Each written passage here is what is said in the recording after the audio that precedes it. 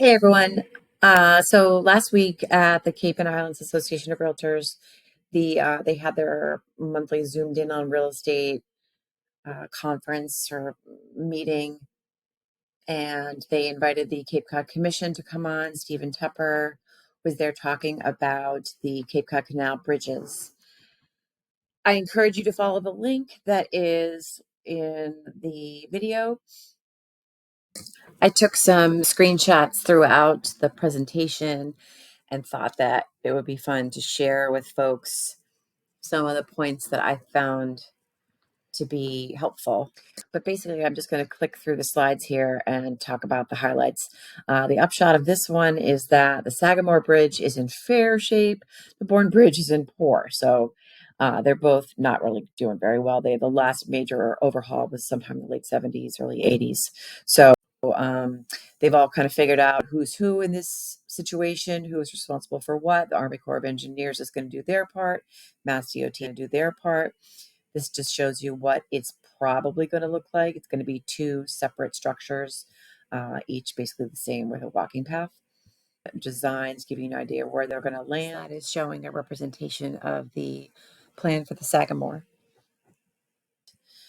The outreach that's already happened, there's been a virtual and an in-person, and then it continues.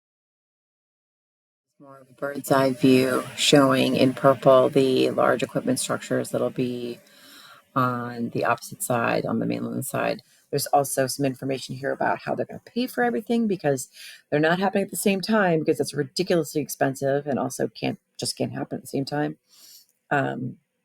Sagamore is going to happen first. It's going to be something like, several, it's $2.1 billion. Sagamore is, and Bourne is going to be $2.4 billion. I would seriously say if you want to read about it, go to the website and check it out. Here's the schedule. Basically, it's a 10-year window.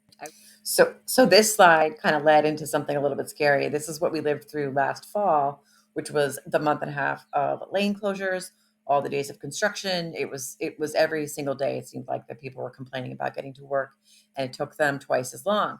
But watch this. So here's a graphic showing the average trip from Route 25 to Route 28, and this is morning and afternoon peak hours. This is what we live with day to day now. Not too bad. 8 miles, 8 minutes. This is our existing conditions.